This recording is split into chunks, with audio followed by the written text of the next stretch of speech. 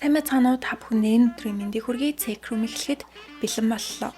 Өнөөдрийн та бүхэнтэй хуваалцах гэж байгаа хэргийн хэрэгтэн нь өөрийгөө гоц ухаантан гэж нэрлэдэг байсан ба маш нарийн төлөвлөгөө зохиож хэрэгээ үйлцсэн ч алдаа гаргаснаар баригдсан хэрэг байгаа. Ингээд бүгдээрээ хэрэг рүүгээ орцгоё. Хэргийн үйл явдал нь Их Британи улсад болдог.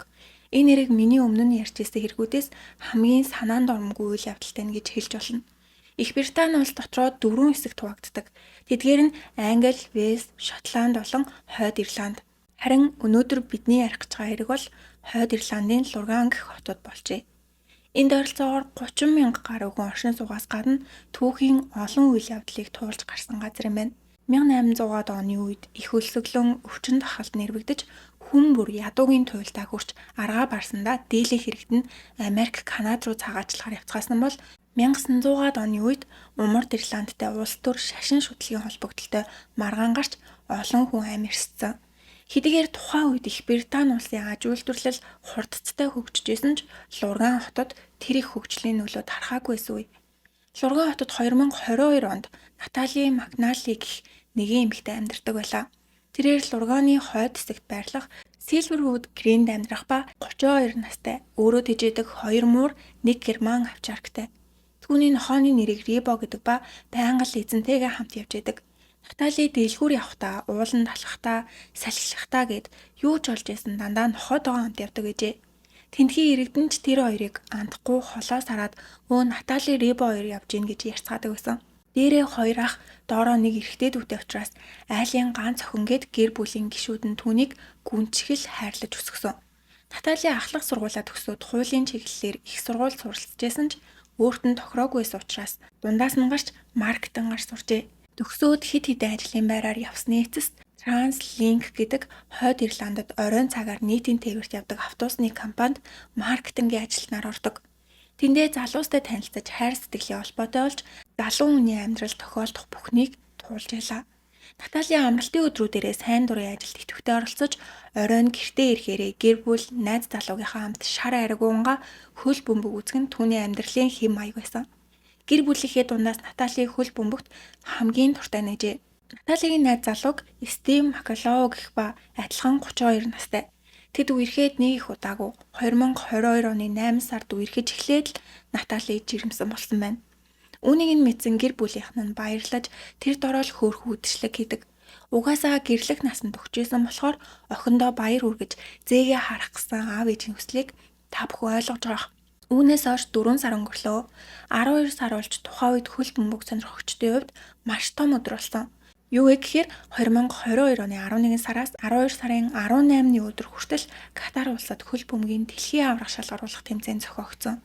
Яг 18-ны ням гарагт Франц, Аргентины багууд аваргын төлөөх тоглолтыг хийсэн байна. Энэ өдрийг Натали мэдээж гэр бүлийн хамт хоол цайгаа бэлдээд хамт үтсэн. Тэр үедээ ээжтэй хандаж ээжээ би 2 дахь өдөр эмнэлэг явж эхот харуулах ёстой. Та надтай хамт явах боломжтой юу гэж асуужээ. Ээж нь зөвшөөрч тэр хоёр цагаа тохироод Натали өөрөө амьдардаг газар руугаа явлаа. Тухайн үед гэрийнхнээсээ тустай амьдардаг болсон байв. Маргааш нь буюу даваа гараг болоход Натали өглөө ажилдаа ирсэнгүй. Ажлын газрынх нь гайхаж огт ажлаа таслах эсвэл хоцордгүй түүнийг гинэт алга болохоор нь санаан зовлоо. Тухайн үед Натали 15-7 хоногтой жирэмсэн байсан учраас магадгүй хүүхдэд нь асуудал үүсээд эмнэлэг явсан болов гэд холбоо барьж болох хүмүүс рүүгээ залгаж эхэлжээ. Гэхдээ түүнд санаа зовсон хүмүүс зөвхөн ажлынх нь байсангүй. Наталигийн найз залуу Стивен ч бас санаан зовж исэн. Өдөржин залгаад холбоо барьж чадаагүй тул орой 10 цагийн орчимд Наталигийн гэрт очижээ. Гаднаас нь хичнээн дуудаад хариу өгөхгүй байсан болохоор өөрт нь байдаг нэг илүү дэлгүүрээр онгойлгоод хартал аимшигтай дүр зураг түүнийг өгтлээ. Шалан дээр Наталигийн зогцоолтхон дэр ингээд Стив дуудлага өгч цагдаа эмчнэр хэргийн газар ирэв. Наталигийн биеийг харуул хид хідэн газараа хурц зүйлээр хутгалуулсан. Бас хоолойг нь хүчтэй зүйлээр зогсон уу эсвэл боосон уу хоолойны хоньяас хугарсан байдалтай олджээ. Тэгээд зогсохгүй толгойроо нь алхаар ч юм уу ямар нэгэн хатуу зүйлээр олон удаа зогсон юм шиг харагдсан. Тэгвэл хэн биеэ хамгаалах чадваргүй том гэцтэй жирэмсэн эмэгтэйд ийм зүйл хийж түүнийг алсан юм бол цагдаа нарын үзэж байгаагаар халдлага гарсан цаг хугацааг тооцоолох юм бол дэлхийн аваргын дараа Натали шөнөөр гэртээ ирээд нэг их удаагүй энэ халдлага гарсан. Дээрээс нь хэрэгтэн бол Наталигийн сайн мэддэг ойр дотны хүн байх ёстой гэжээ. Үүнд нь хэд хэдэн шалтгаан байсан. Хамгийн эхлээд гаднаас хэн нэгэн хүчээр орж ирсэн гэсэн шинж тэмдэг илрээгүй. Цонх нь бүрэн бүтэн, хаалга нь бас эвдэрч хэмхэрсэн зүйлгүй. Тэгэхээр хэн нэгэн гаднаас зүгээр л хаалга онгоолгож орж ирээд халцаан гэсэн үг. Хоёрдугаар цогцны байгаа байдал. Хэрвээ хэн нэгэн дээрэм хийхээр орж ирсэн бол Наталийг хурдхан өнөөгөөд явхаа бодох байсан. Гэтэл халтлах хийсэн итгээд түүнийг заналтай нь аргагүй хөнөөж олон удаа зогсон байлаа. Гуравдугаарт Наталигийн нохой Ривер. Түүнийг маш ухаантай нохой гэж хүн бүр ярьдаг байжээ. Гэрт нь танихгүй хүн орж ирэх болгон чангаар хуцах ба тэр чимээ нь эргэн тойрны айлуудад сайн сонсогддог байсан гин. Гэтэл яг хэрэг гардаг орой Ривер хуцаагүй.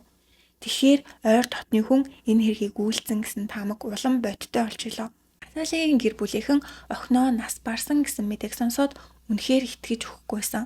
Анх охины аав Ноэл, том ах Деклийн хоёр цогц шалгахаар очижээ. Ноэлийн хэлснээр охиныхоо цогцыг хараад л алуурчны уур хилэнг мэдэрсэн гэсэн байдаг. Уг нь хэдхэн оноо зул сарын баяр болох гэсэн учраас айл олгоны чимэглэл хийгдэж, гудамж талбай баярын уур амьсгалаар дүүрэн хүм бүхэн л гэр бүлэрээ сайхан өдрийг өнгөрөхөөр бэлтжижсэн үе. Гэтэл охиноо ийм аимшигтайгаар алуулна гэж тэд яаж санах вүлээ дээ. Хэрэг олон дийл болсноос хойш Наталигийн найзууд гэр бүлтэй нь холбоо барьж шархалсан сэтгэлийг нь твтээжээ. Иймэрхүү эргүүд дээр гэр бүлийнх нь хүнийг сэжиглэх нь элбэг байдаг. Тэндэж цагдаа нар Стивийг хамгийн ихээр сэжиглэн анх хэргийн газар очсноосоо цагийн дараа баривчилж шууд гавлаад хилцэр рүүгээ авч явсан. Тэдэнд Стивийг баривчлах бас нэгэн том шалтгаан байсан нь түүний ярианы хэв маяг байсан. Яасан бэ гэхээр анх цагдаа нар хэргийн газар Стивийн дуудлахаар очиод зүгээр л энгийн эдэн асуулт түүнээс асуув. Та энэ газар яаж орж ирсэн бэ? Хизээ ирсэн бэ? Гэх мэтийн энгийн асуултыг асууж байхад Стив өөдөөс нь ууралж намайг алуурчин гэж сэжиглээд байгаа мó? Яагаад ийм сонин зүйлс асуугаад байгаа юм бэ гэх мэтчлэн хачаан авир гаргаж яснаас гадна цагдаа би энэ хэргийг хэн хийснийг мэднэ. Энэ бол Тинтин гэдэг ойрхон амьдардаг хүний хийсэн хэрэг гэх мэтээр утгагүй зүйл ярьж байлаа.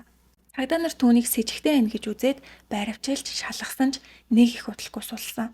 Учир нь түүнд хэрэг гардаг цагаар өөр газар YouTube дээрээ лайв хийжсэн гэсэн баталгаа байсан. Уг өдрийн 17 цаг 57 минутанд Натали руу хайраа би өнөөдөр лайв хийхээр явж байна. Надад амжилт хүсээрэй гэсэн мессеж явуулсан байснаас гадна Натали хүртэл амжилт хайрт минь гэсэн мессеж илгээсэн байлаа. Мэдээж зөвхөн мессежэн дээр тулгуурлан түүнийг суллах нь учир дутагдaltaй ч YouTube дээр байгаа лайв бол яа харахгүй том нотлогоо олсон. Тэгвэл энэ Стив гэдэг залуугийн тухай бүгдээрээ багахан ярилцъя. Тэрээр насны хувьд Наталитай адилхан 32-тай. Belfast Telegraph гэдэг хэвлэл мэдээллийн байгууллагад ажилладаг. Ажилдаа сайн бас ажлынхаа хажуугаар YouTube суваг ажилуулан давхар орлого олдог. YouTube-ийн нэр Wood Saxon 07 гэх ба ойролцоогоор 40 мянган захиалагчтай. Бараг 8 жил бичлэг хийсэн бөгөөд нийтдээ 600 гаруй бичлэгтэй юм байна. Дийлэгтээ бараа материал, тоглоом зэргийг танилцуулах бичлэг хийхээс гадна Стив өөрөө доктор Хүү гэх драмын үнэнч фэн болохоор киноныхоо тухай ярьдаг бичлэгүүдийг ч их хийдэг байсан. Бичлэгээ эхлэх болгондоо намайг үздэг доктор Хүүгийн фэнүүддээ баярлаа гэд гол түүх рүүгээ ордог. LinkedIn гэдэг ажил хайх вебсайт дээр түүний үүсгэсэн профайлыг харуул өөрийгөө их хүсэл тэмүүлэлтэй, ухаантай бас нямбай. Дээрээс нь бараг 40 мянган захиалагчтай YouTube сувагтай гэдгээ бичсэн байдаг. Гэхдээ түүний YouTube сувгаа хөтэлдэг шалтгаан нь яг контент хийх гэхээсээ илүү үзэгчдтэйгээ холбогдсон бараа бүтээгдэхүүн зарах байсан гэж хүмүүс үздэг. Түүний хувьд гунигтай зүйлс амьдралд нь их тохиолдсон. 24 настай байхад нь ээж нь нас орж, удалгүй жилийн дараа аав нь нас оржээ. Тэр өөрөө нэг нохойд хижээдэг байсан ч Наталитай танилцахаас өмнө нохой нь өгсөн. Тэгэхээр маш их сэтгэлийн шарахтай байхдаа Наталитай учирсан гэсэн үг. Нэгэнт л охинтой нь дүүдээ нь үерхэж байгаа амьдралын төлөө хичээж байгаа гэр бүлгүй болсон залууг хараад Наталигийн гэрийнхэн маш их анхаарал халамж тавьдаг болсон. Хэрэг гарахын өмнөх бям гарагт юу болсон бэ гэхээр Наталийн амралтын өдрөө найз залуутайгаа өнгөрөхөөр Стивийн очиж хонжээ. Тэгээд өглөө нь аав ээж рүүгээ явж өдөөс хойш Стивтэй баг зэрэг мессеж бичэлцээд оройн гэртээ ирээд алуулсан гэсэн ерөнхий зураглал гаргадаг.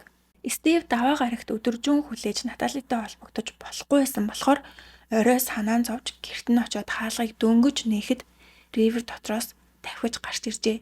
Тэгээд зам руу давхиж байгаад машинд дайруулсан байна. Азар хэд хэдэн удаагийн хагалгаанд орсноор Ривер амьдэрсэн. Эснийхээ аимшигтай болсон биеийг мансаар агаад айгаад ч юм уу тэмүүлэл гаргасан гэмээр бүгдээрээ эргээд Стивийн баривчлагдсан өдөр рүү явцгаая. Уг өдөр нотлох баримт хангалттай байсан тул цагдаа нар түүнийг суллсан. Дүв дээрх лайв нь хамгийн том баталгаа байсан. Гэхдээ яаж ч утсан энэ эргийн эзэн нь Стив гэж цагдаа нар сэжгэлжээ.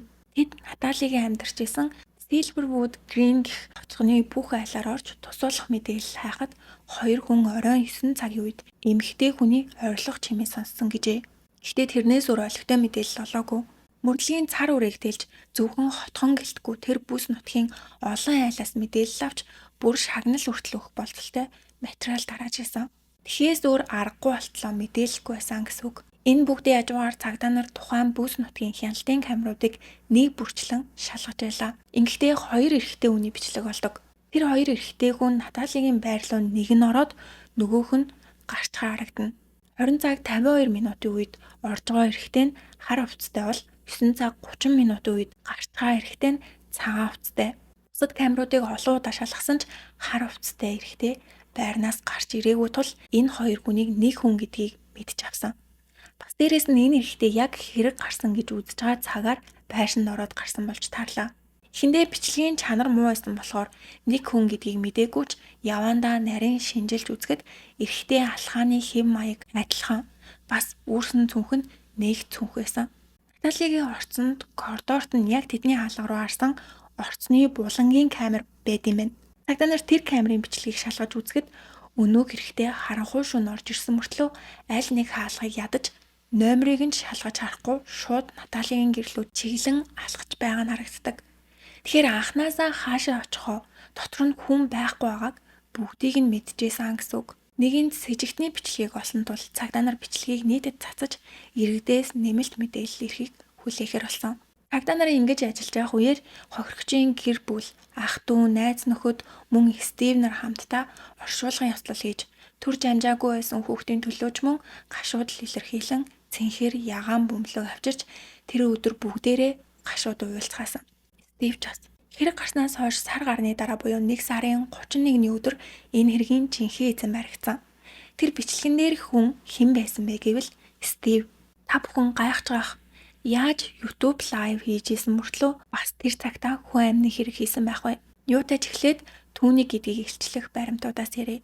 Уг орой бичлэгнээр хэрэгтэйг харсан гэсэн нэгэн автобусны жолооч цагдаа нарт мэдээлэл өгчээ. Уг жолооч Липсон гэх хотоос Лурган руу явдаг автобусны жолооч байсан ба яг хэрэг гардаг өдөр Лисбоноос нэгэн эрэгтэй суусан байна. Яаж ч харсан баг зэрэг с ิจ гт төрүүлэхээр харагдсан.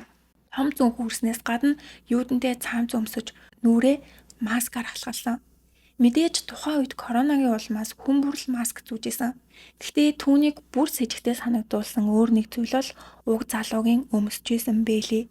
Тэр эрэгтэй автобусанд бэлэн мөнгөөр тооцоо хийжээ. Гэтэл зузаан бэлээтэй байсан болохоор доосоо унгаачаад авч чадахгүй байлаа. Тэгээд болохгүй байсан тул өвлийн зузаан бэлээгээ тайлтал эмчнэрийн хэрэгэлдэг шар өнгөтэй эрзэнэн бэлээ давхарлан өмссөн байжээ.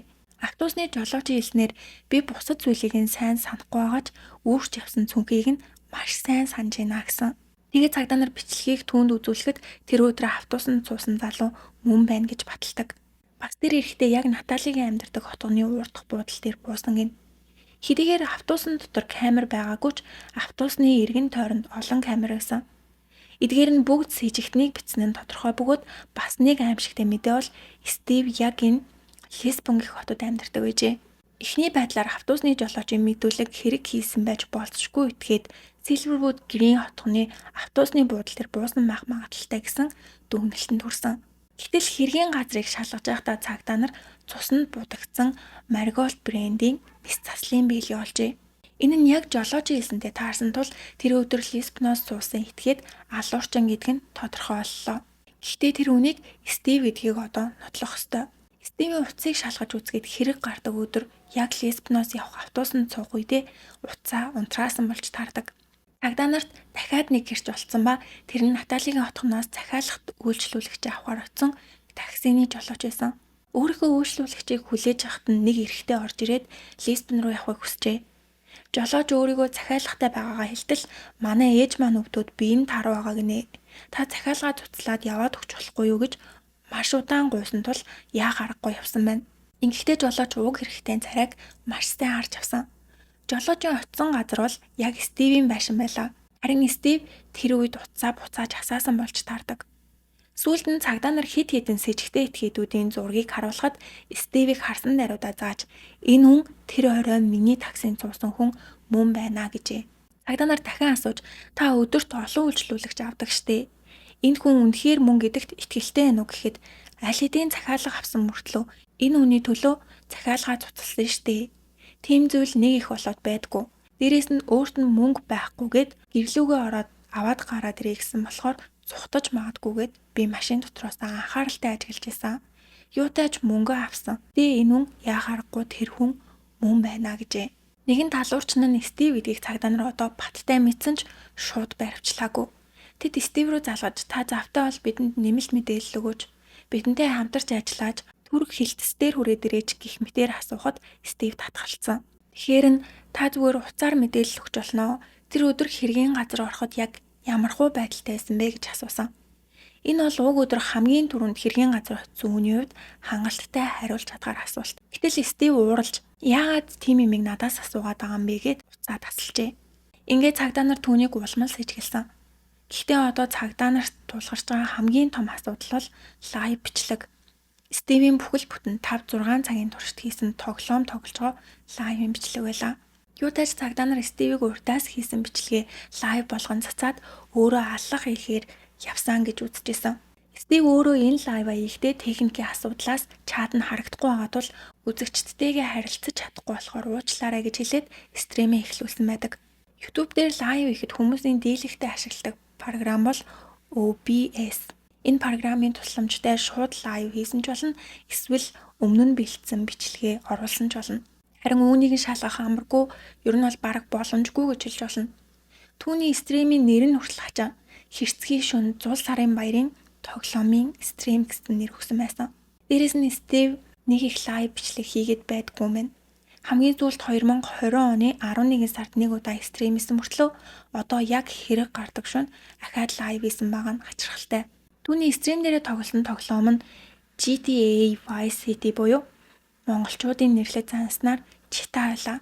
Ерөнхийдөө нэг эрэхтэй даалгавар биелүүлж хотоор явж дээрэм, тонуул, зодоон, аллаг гэд бүгдийг хийж болдог тоглоом.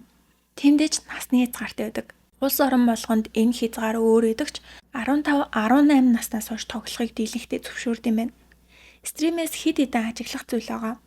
Цагдаа нарын судалснаар Стивийн уцаа унтраах асаах цагийг тогтоосон. Гэтэл Стив лайвда уцаа нэг ч удаа бариагүй. Тэгэхээр өөр хүн уцыг нь асааж унтраасан байх уу?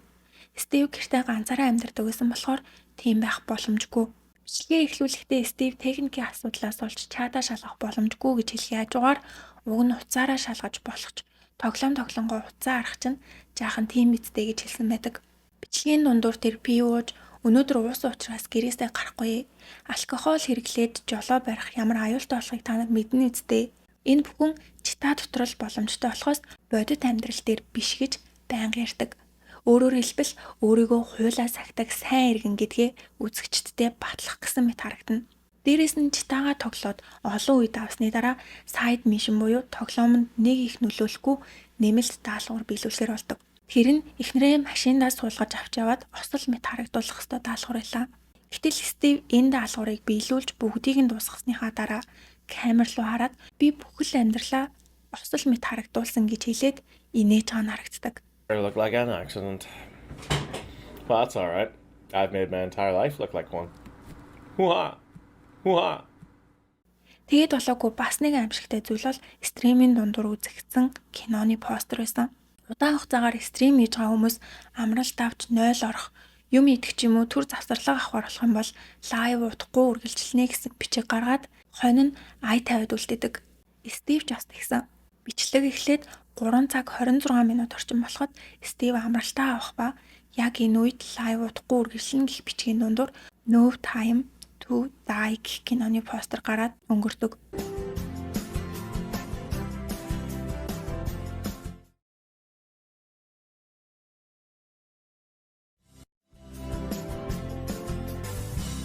No гэдгийг нь хасах юм бол Time to Die буюу үхэх цаг чинь боллоо гэж ойлгохдоор энэ постэр яагаад гарч ирсэн бол Лайв стрим хийж үзсэн хүмүүс мэдж байгаах. Иймэрхүү завсрын зургийг заавал өөрөө албаар оруулахаас нааш ингэж гарч ирэхгүй. Дээрээс нь стримийн цагаар тооцоод үзэх юм бол оройн 6 цагаас эхлээд 3 цаг 26 минут үед амралтаа авсан гэхээр цаг 9 цаг 26 минут болж исэн гэсэн үг. Тэр нь яг Наталигийн алуулсан цагтай таарч байгаа. Тэгэхээр Стив энэ бүгдийг эртнээс өөрөө бэлдээд яг тэр цагтаа тааруулан жирэмсэн найз охиноо алсан гэсэн үг болж тарлаа. Стив стримийн дунд амралтаа авч ирээд дэлгэцээ харснаа би буруу зураг оруулчихжээ гэж хэлдэг. Цагдаа нарын ийхүү бичлэгийг урдаас бичигдсэн гэдгийг нотлох баримттай болж бичлэгэн дээр гарсан олон удаагийн их нэртэй хаалтах гэж байгаа даалт мессежүүд жолооч нарын мэдүүлэг дээрээс үндэслэн Стивийг баривчлахаар боллоо. Цагдаа нарын зүгээс Стивийг аллах хийх болсон шалтгаануудыг хэрхэн хамгаалсныг дурдвал эхлээд тэр болохыг хүсээгүй. Нэг охинтой танилцаад дөнгөж харилцаж үзээд л жирэмсэн болгосон. Магадгүй гизэн томорхон ирээр хайсандаа найз охиноо алсан байх магадлалтай. Хоёрдугаарт Наталигийн утсыг шалгаж үзэхэд хэрэг гарахаас хэдхэн хоногийн өмнө хуучин найз залуутайгаа харилцсан мессежнүүд олддог. Ерөнхийдөө олон насанд хүрэгчтэй яриа өрнүүлсэн байсан ба магадгүй эдгээрийг бям гарагт Стивийн гэрт очиход тэр унссан байх гэсэн таамаглалууд байв. Энэ таамаглал нь ч гэсэн баттай болдог. Яагад гэвэл яг тэр хэрэг гарахын өмнөх өдөр буюу бям гарагт Натали Стивийн гэрт байх үед нийтдээ 9 удаа Наталигийн утасны кодыг тайлж орсон бүртгэл байжээ. Натали дийлэнхтэй хурууны хээ болон нүүр таних системээр утасныхаа түгжийг гаргадаг байсан юм байна. Гэтэл тэр орой бүр 9 удаа нууц код хийж түгжээг онгойлгосон гэхээр Натали биш Стив утсыг нээсэн болж таарлаа. Гэхдээ Стив цагдаа нарын бүх таамаглалыг эсэргүүцсэн. Тэрээр өөрийгөө хэрэг гардаг өдөр Луган руу яваагүй гэртээ лайв хийсэн гэж өмнө нь ярьсан зүйлээ ярихад цагдаа нар уг бичлэгийг урьдчилж бэлдсэн байсныг батлах баталгаануудыг харуулжээ. Тиймдээ ч аргаа барсандаа тэр өдөр бэлдсэн бичлэгээ тавьсан гэж хүлээн зөвшөөрсөн ч Натали руу очиагүй гэртээ арх уугаад унтсан гэж хэлдэг. Мэдээж цагдаа нар үүнд нь итгээгүй. Стивийг баривчлагдсан гэдгийг мэдээд Наталигийн гэр бүл маш их цочордсон. Анхнаасаа хүргэн болох гэж байгаа залуудаа сайн андаж Наталиг өгөхөд гэр бүл нь чадхаараа Стивийг тайвшруулах гэж оролдож исэн гэдэг. Энд бас хачин зүйлийг хэлэхэд цагдаа нар Стивийн утсыг шалгаж байхдаа Наталигийн гэр бүлийн гашуудж байгаа хоорондоо ярилцж байгаа урт хугацааны бичлэгийг олжээ. Юу вэ гэхээр Наталигийн оршуулга болсон өдөр оройн тэд бүгдээрээ Наталигийн аав ээжинд очиж гашуудсан. Энэ үед Стив жоохон байжгаад гэрлүүгээ явлаа гэд гарч явснаа нэлийн хугацааны дараа эргэж ирээд утсаа марцснаа хэлж буудангийн доороос олоод явжээ. Харин тэр үедээ утсан дээрээ бичлэгийн Наталигийн гэр бүлийнхний яриаг бичиж авсан байлаа. Тэгэхээр өөрийг нь сэжгэлжээж магадгүйгээд тэгсэн байж болохоор юутай ч Наталиг яг алсан гэсэн баттай нотлохоо хурууны хээ ДНХ зэрэг илрээгүй тул энэ нэрийг шийдэхдэггүй хойшлсоор л байгаа мэн. Гэхдээ одоогоор байгаа нотлохоонууд дээр тулгуурлаад гин буруутайгаар тогтоогдно гэж олон хүмүүс итгэж байгаа мэн. Харин та Стивнийг хэрэгтэн гэж бодож байна уу? Сэтгэгдэл хэсэгт хуваалцаарай. Ингээд бичлэг маань таалагдсан бол сувгтаа лайк болон subscribe дарахаа бити мартаарай. Дараагийн бичлэгээр уулзтлаа. Түр баяртай.